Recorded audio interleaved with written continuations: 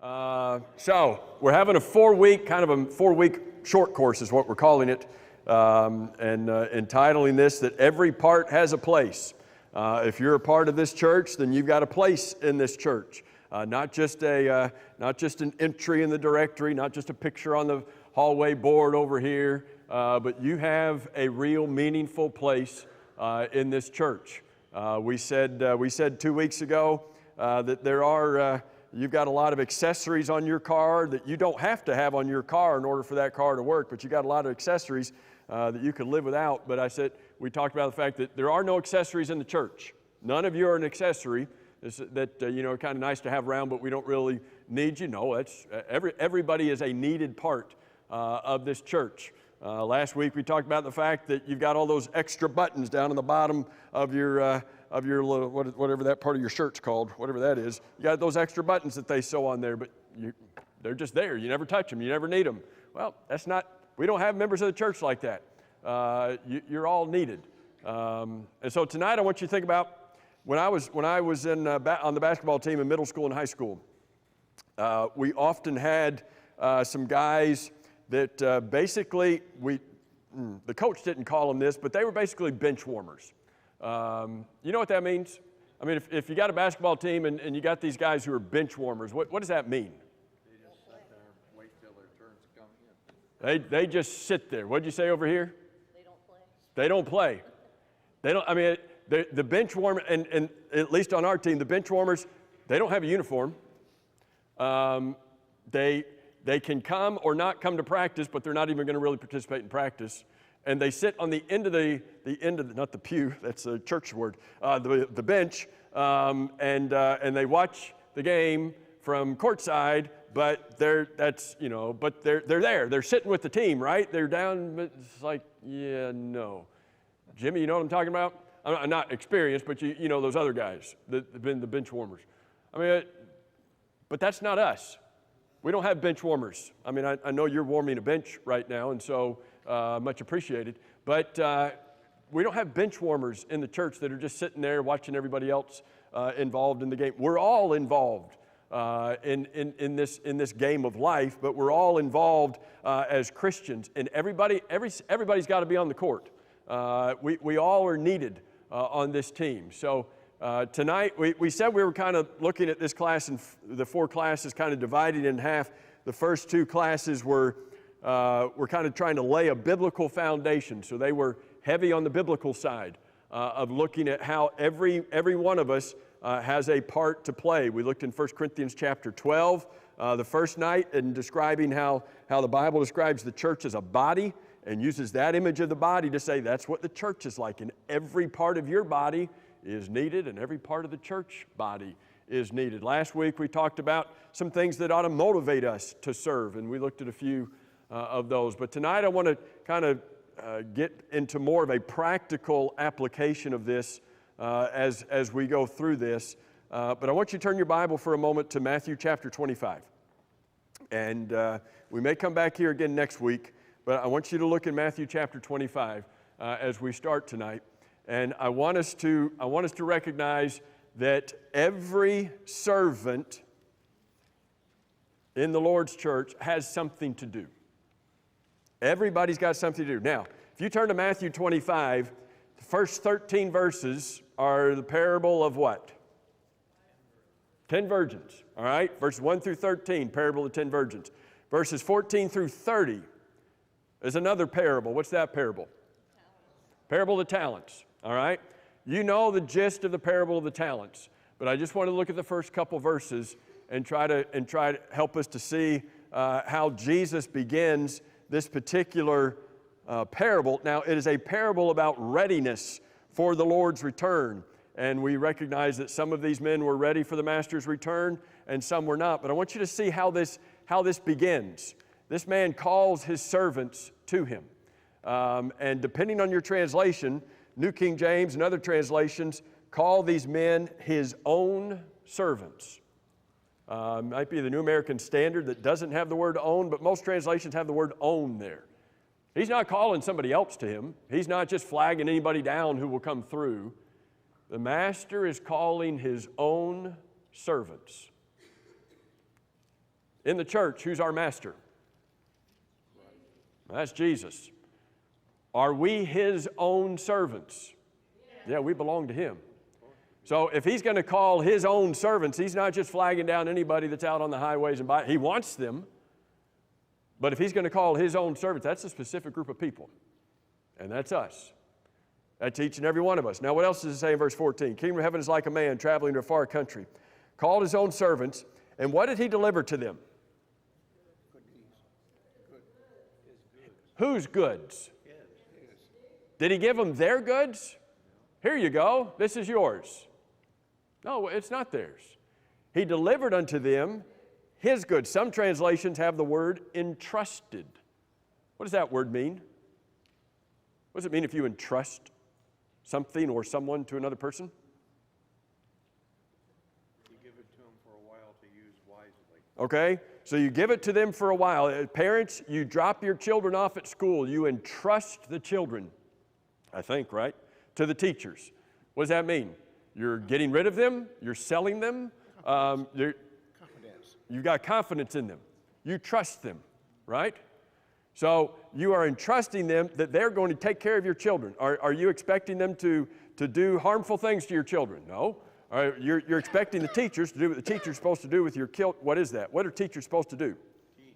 Good, teach. All right, so the Lord has entrusted, not our goods, his goods to us. What's our responsibility? Use them. We got to use them.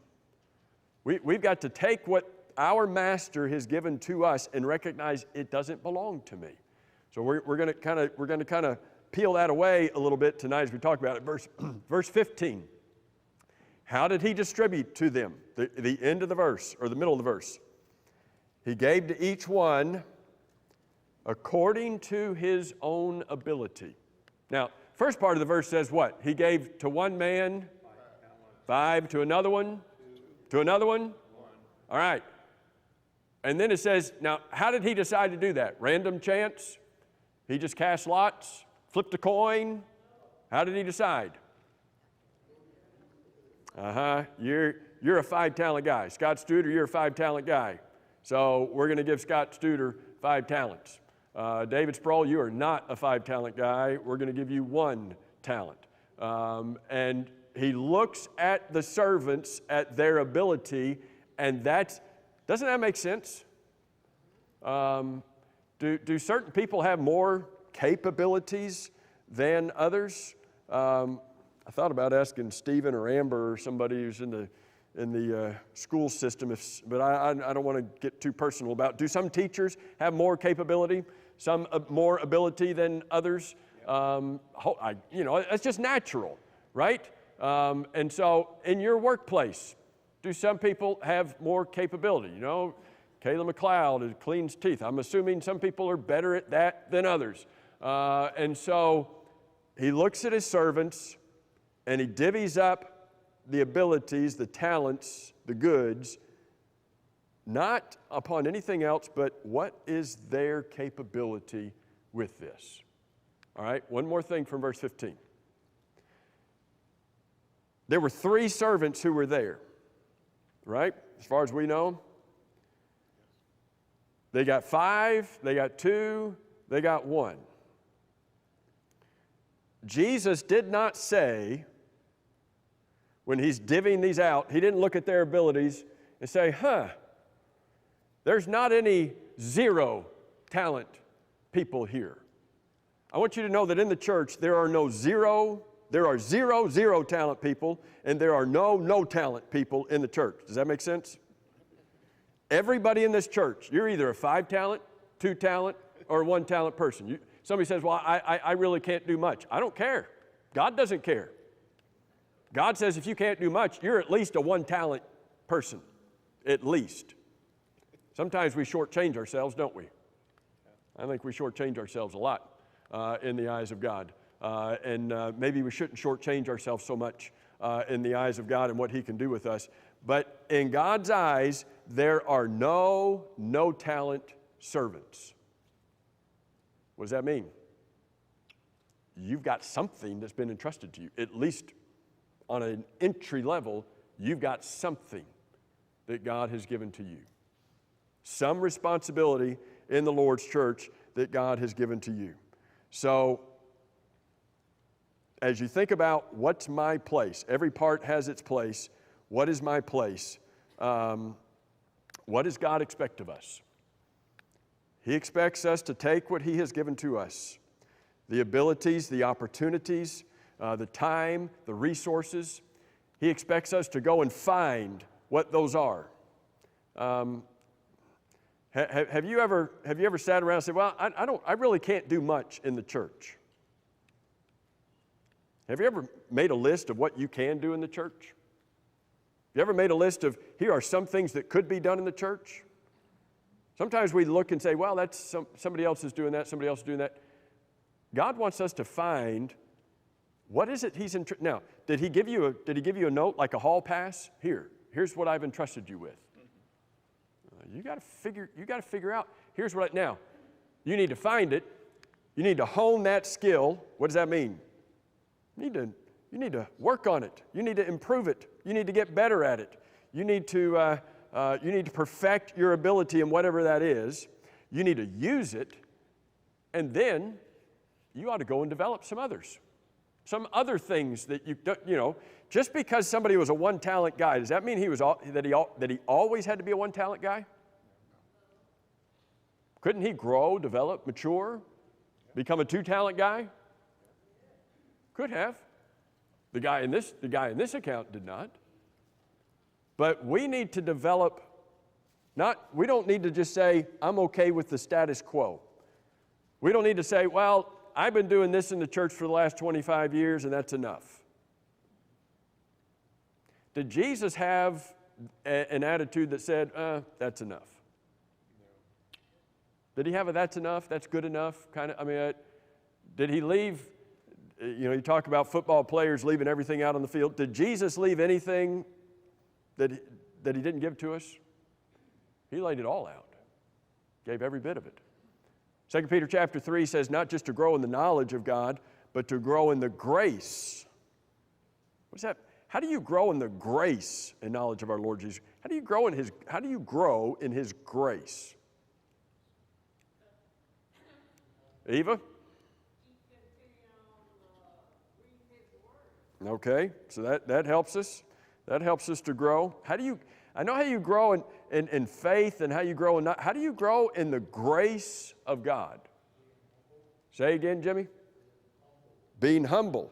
You better be humble if you're going to grow. How do you grow in the grace of God? What does grace mean? Darren, go ahead.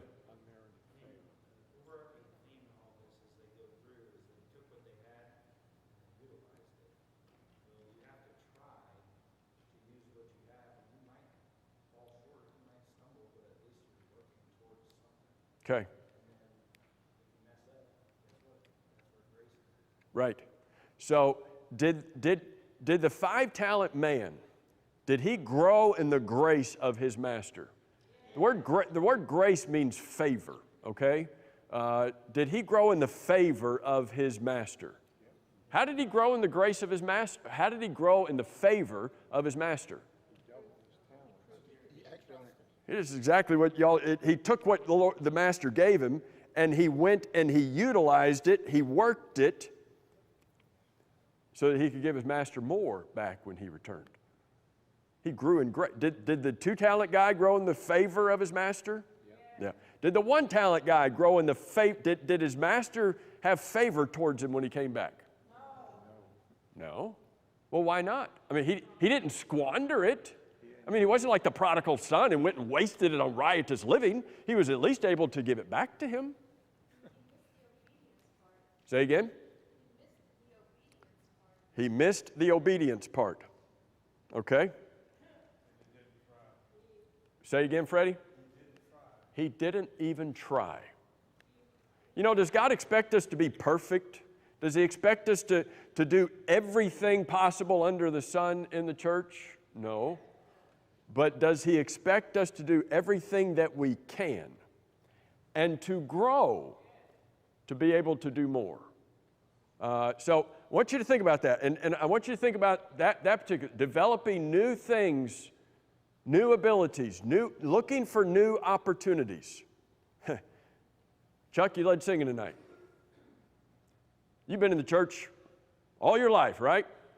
When did you start leading singing? Last year? So here's a new opportunity, right? I mean, so here's Chuck in the prime of his life, right? I mean, here's young man Chuck, and but does that, just because Chuck hadn't done it for the first 40 plus years of his life, that's being generous. Does that, oh, well, I've never led singing before, so I don't need to do it now? Does that mean I haven't done it before? I shouldn't be looking for an opportunity to do something I haven't done before? We just dismissed our children to their Bible classes. Well, that's not really my thing. Jesus received children to himself. He wasn't above it. Not necessarily his thing. His disciples didn't think it was his thing. Get rid of these children. Is that something that maybe some more of us could do? Those who look for teachers, by the way, in our children's classes, it's one of the hardest jobs in this church, is finding teachers for our children's classes. You want to make somebody's day? Volunteer. Say, I'd be willing to do it. And what is that? That might be stepping out of a comfort zone. That might be saying, you know what, I can't do this on my own, but I'd be willing to help. Or if I could get some training, if I get some, show me how to do it, I'd be willing to step in. But, stepping out into something that maybe I haven't done before, haven't thought about doing before, and some of you have done that just in the last couple of years. Angelica has started teaching, so I'm not picking on you, Angelica, but started teaching the cradle roll class. I guarantee you Mike Archer would never step foot in the cradle roll class and try to teach that class. And bless his heart, he doesn't need to. But there's some others who can say, you know what, I can take cradle, I can do toddlers, and say, and so if you're ready to do that, we're ready to talk to you. Fran.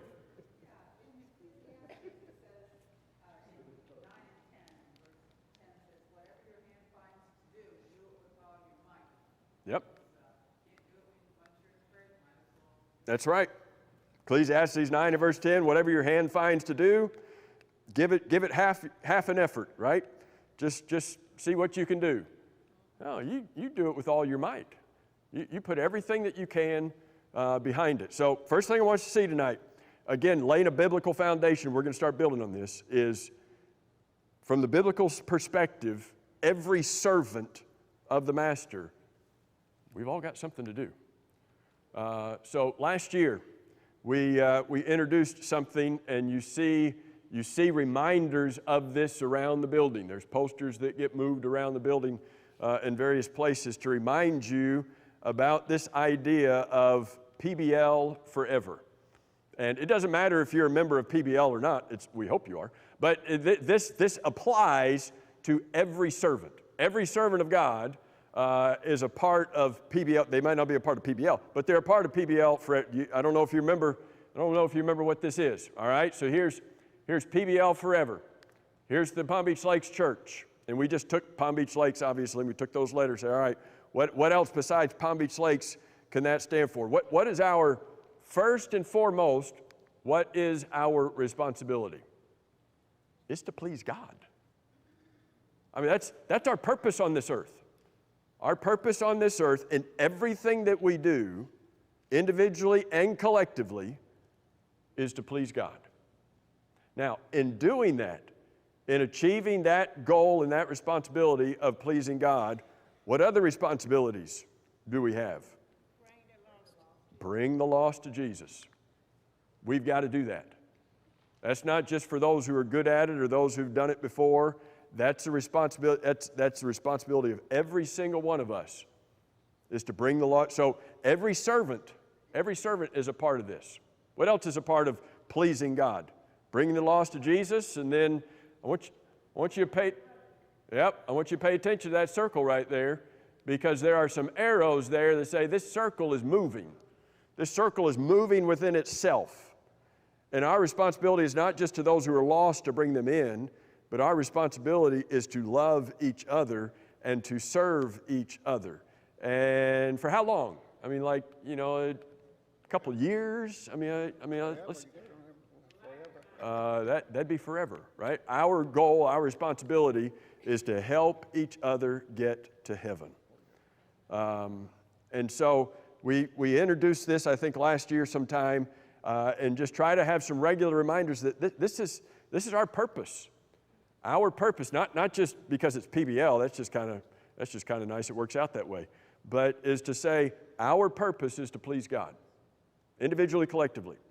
Our responsibility is to bring the lost to Jesus. That's everybody's responsibility. Our responsibility, not just those who have time and those who are more adept at it, but everybody's responsibility is to love each other, to serve each other, to do good unto each other. And so what I want to do is I want to take this concept, and I want to again expand on it to say, what do we need to be doing as brothers and sisters in Christ? What do we need to be doing in the church in order to be more effective in helping every part to find its place in the church, to be active in the church, to be functioning in the church, to bring about the overall benefit and growth of the church? So let me 1 Corinthians 15:58. Turn over there real quick. I think you probably know the verse. But here's what we say sometimes. I think sometimes we think, well, I'm not going to do anything in the church until somebody asks me. Until somebody asks me, I'm not going to do anything in the church. Okay. Or, I'm not going to do anything in the church. I'll wait for an announcement to be made. If the church puts out a need, and says, okay, we're looking for all right, then I'll just kind of wait. I'll kind of sit and wait. I'll be watching for that. Or I think sometimes we think that we have to have a program, that the church has to have a program that is organized by somebody and is doing these different things, and then I get involved in a program at the church that's got some organizational structure and assignments and activities and jobs and all of that. But unless it's in some kind of a program that the church, well, then I don't really have anything to do. All of those are wrong, by the way. None of those fit. How do we know? Well, because what does 1 Corinthians 15 and verse 58 say? Therefore, my beloved, be ye steadfast, immovable, always abounding in the work of the Lord. Does always abounding mean I'm waiting? Does always abounding, well, nobody really asked me to do anything, so I'm just going to, I've got a free pass. I don't really have to do anything because, the elders haven't asked me to do anything, deacons haven't asked me to do anything, so I don't really have anything to do. Always abounding. Not just when asked, always abounding in the work of the Lord. Knowing, what does he say? Knowing that what's the word after your? It's a 5-letter word. Labor. Not in vain in the Lord. What's labor? Don't say having a baby. Take a different route on the word labor. What's labor? Work. And the word labor is more than just work. It's often used in the context to talk about real, excessive, to the point of toil, exhaustion, and sweat kind of work. And so he says, that's what I'm looking for. I'm looking for you to always be abounding in the work of the Lord, and I want you to remember that whatever you do, what does it mean that it's not in vain? What does that mean? Not for the wrong reason. It's not in vain. Not worthless, not for nothing. Pleasing to God. I think it's pleasing to God. Okay, so, it's not for your own glory. What you're doing, your labor, it's not in vain. Last 3 words, in the Lord. When you're working in the Lord, how could it be in vain? It wouldn't be worthless. There's going to be some benefit to it, but it's also this recognition that, do you ever, don't admit this, just think in your head, all right? Sometimes we may not like certain tasks because, well, there might not, I don't know if anybody's going to realize that I did this. There might not be many people that notice that, I went over and helped this person at their house, and I'd kind of like people to know that I did that, so at least I get some form of appreciation. Is that what we ought to be looking for? That's in vain. The point of him saying it's not in vain is that we're not looking for the credit, because even if man never sees it, remember what Jesus said in Matthew chapter 6? Don't do your charitable deeds to be seen by men, because your Father in heaven, who sees in secret, will reward you. Okay, so same thing about praying. And so he says, don't do it to be seen of men, because it only matters who's seeing you. God sees you. And that's all that matters. And so Jesus said more than once, blessed is the servant whom the Lord finds doing. When the Lord returns, what do I want him to be? What do I want him to find me doing? I mean, what did your parents ever leave you at home by yourself? When they back in the day, they wouldn't have texted you, but maybe mom called you, hey, we're on the way home. Did your behavior change? It's like, we're on the way home. Whoa, okay, on the way. All right, you know, you scurried like a little. I mean, you're cleaning everything up, putting everything away, and you know, and then they get there and you're sitting on the couch and everything's all pretty, and it's like it was like that the whole time, right? I got a belt. Okay, I'm like, it's just me and John. Or none of the rest of you relate to this. Oh, Allison, you still do that when my mom's coming. Okay, confession time. Allison still does that, and her mom doesn't even live with her. Oh, so. But why did we do that? Because we wanted mom and dad to find everything in good order, you know, not out of order, and we want everything, you know, for them to be pleased with how things are upon their return. What about when Jesus returns? Are we concerned about what he finds when he returns? I mean, he's gonna come and find our lives all a mess, aren't they? I mean, we're not gonna have everything straightened up in our lives, are we? But do I want him to find me? And this is figuratively speaking, okay? Figurative. But figuratively, do I want him to find me as a spiritual couch potato?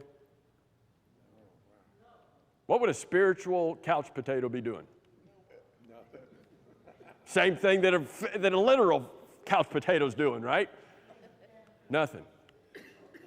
Can you imagine the Lord comes back and he finds you spiritually in your activity for him, instead of always abounding in the work of the Lord, he finds you couch potato for the Lord.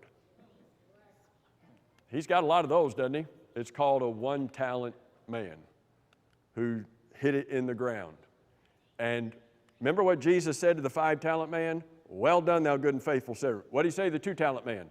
Well done, thou good and faithful servant. What did he say to the 1-talent man? You wicked and lazy servant. Wait a minute, no. He didn't waste it in riotous living. He saved it for him. Wicked and lazy. Two words we don't want to hear. So I want to share something real quick. We've got about 10 minutes. We shared this last year, but I want to show you the kind of the flow chart as it is of how the elders have divided up the work of the church here. I'm going to come back to this again next week, and we're going to approach it a little bit different next week. But what I want to do tonight is I want to ask you, here's the flow chart of how the elders see the work of the church here at Palm Beach Lakes working, and really it is a continuous cycle, as we will see. But instead of looking at this and saying, okay, who's in charge of that so that I can get involved, that's going to be next week. I want to ask you tonight, when we put this up on the screen, is there anything I can be doing in this area without anybody ever asking me to do anything? Okay? For example, here's where it starts. Sharing the gospel. This is where it starts. Sharing the gospel and inviting people to worship. Now, there are some works that our elders have assigned in this particular area to some people that are getting other members involved in specific tasks that are designed to help bring people to our worship. Okay? So, set that aside. What if you never get involved in any of those programs? Okay, so even if you never get involved in any of the programs that the elders have set up within that particular grouping, is there anything that you can do individually to share the gospel? Yeah. To invite people to worship? Or do I have to wait to be asked? There's all sorts of stuff I can. What sort How can I reach out to people today? Okay, so we've got this track rack out here. By the way, that gets changed out every month. Every month, those tracks get recycled and different ones put out there, okay? So you ought to visit that at least once a month. Go by there, find something that you want to read, that you can read, and you can pass it on to somebody else. Hey, I read this, thought you might enjoy it. What else can I do? What else can I do? Talk to people, all right? All right, you can give them a variety of these of things. These cards right here, super easy to use. What else can you do? Study with them. You call them, Call them. talk to them, you know, Okay? Pick them up. take them out of lunch. All right? So take them out to lunch. Spend some time with them outside of the building. Build a relationship with them outside of the building. Yeah. What else can I do to share the gospel with somebody and try to invite them to come to worship? Say it again. Okay, so now we're going electronic means, all right?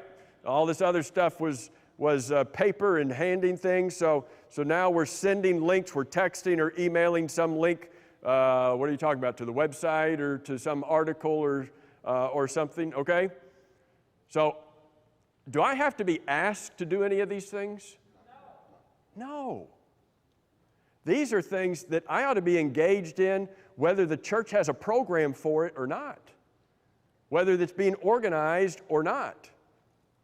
I need to be involved individually in reaching out to people, taking the gospel wherever I can, inviting, and just one of the easiest things to do is inviting them to worship, taking some of these VBS invitations and passing them out. Whenever we have other invitations out there, just super easy things, or sending them along to people. So the way this flow chart, the way this progress works is our desire is to try to reach out to the lost, and where we can, invite people to come into our building. Well, where does that lead? Well, now we get people in our building. Now we've got guests who are in our building. Now, the elders have works assigned within this block. They say, okay, we want these things done to be done for our guests when they come to the building. And so there are assignments that are made every week that fall under this block, okay? Now, set that aside for a minute. Even if you're never asked, even if you're not a part of a program that does something with guests inside of the building, does that mean you don't have any responsibility here? What can you do? You can sit in the middle. What does that mean? That means that you all are really good at taking the end pews, the end seats, and making everybody else climb over you.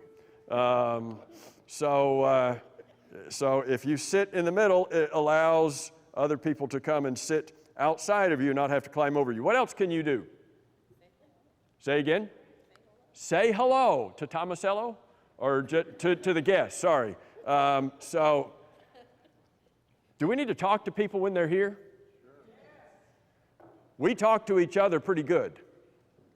We've got our 30-minute members here. 30-minute members we've got people who show up here 30 minutes early, and we've got people who stay 30 minutes after services. Some of you are like, wow, really? I get here right on time and I leave right off. Okay. But we've got folks who love visiting with each other, and that's pretty cool. But you know what we need to do before we visit with each other? We need to look for our guests. There are some of you who are A+ students at looking for guests. A few Sunday nights ago, probably 6, 7, 8 weeks ago, we had a couple who visited with us on Sunday night. They were the last people out of the building because you all would not leave them alone. I'm kidding, but I mean, it was obvious that they were guests. Obvious, we hadn't seen them before. And you all you were all around them, all right? And that ought to be every guest that we have. is that we are, I'm not talking about that we're pressing them like the crowds were pressing up against Jesus, but they ought to be the ones we're looking, from the time we get out of our cars, we ought to be looking around, not because somebody's asked us to do something, it's because we're on holy ground here, and there's other people coming here, and I need to be looking for, hey, I don't know that person. Now, you know what our fear is? Our fear is we're going to walk up to them and say, hey, glad you're here. And they're going to say, yeah, I'm here every Sunday. I've been a member here for 10 years. Oh, I don't want to be embarrassed.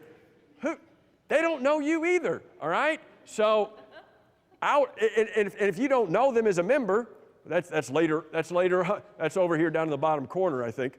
But if you don't know them as a member, well, then you need to go. So if you don't know them, find out who they are, whether they're a guest, whether they're a member. Dan? That couple that came in, walked into this building, we're talking about the same one, and they said, we're looking for a church. I mean, I spoke to them everything. In fact, David, either I came to you or you came to me and said, there they are. And I was outside shaking everybody outside the building. I thought, I missed them. I have absolutely missed them. And I walked in here, and this altar was just about empty, and there were 10 people, 15 members surrounding that person. You think they're not coming back? They're still coming. Yep. We do that to every person that walks into this building. Every person that walks into this building is here. They're looking for something. There's something in their life. And folks, if we are what we claim to be, we got to get excited about it. We got to see souls, and that's what this is all about. Yep. So now, next week we're going to talk more about this from a program structural, where can you volunteer and get involved? And there's that part of it. But even if you're not involved in that, even if you don't sign up, it doesn't matter. You're a Christian. You signed up to greet our guests when you got baptized. All right? You may not have seen the sign-up sheet, but that's you. And so we need to seek them out. We're not going to get all the way around here. All right. So follow this progression. Now they've left. Alex, that. You know what's really cool? What's really cool That's true. Yeah. is we get a lot of people that give us their names and addresses. Follow. Now, you all can help with that, by the way. If you would wait to fill out your attendance card until you're asked, that would be a huge help. And we say that because if everybody's already filled out their cards already and they've already turned them in, and we ask everybody fill out their cards, then if the guest is they're like, well, no, if I'm the only one doing it. But if everybody's reaching at the same time and everybody's pulling a card and you're sitting next to somebody and you pull out and you're like, oh, I got two. Here's a card for you, and you give them a card and it's everybody doing it at the same time, and then we all pass them in. I stand amazed at how many folks will give us their names, addresses, telephone numbers, email addresses. All right, now, every Monday, and was that first bell? Oh, you can't ring the second bell. I said we were getting out at 10:05 tonight. So every Monday, members, you get an email that has this attached. Every Monday, all right? With a few exceptions in the year, you're getting an email that has this, My Opportunity Sheet is what this is called. And on here are names and addresses of the visitors. Don't delete the email. Well, I didn't sign up to write cards. I don't care. You got baptized. You signed up. Here is My Opportunity Sheet.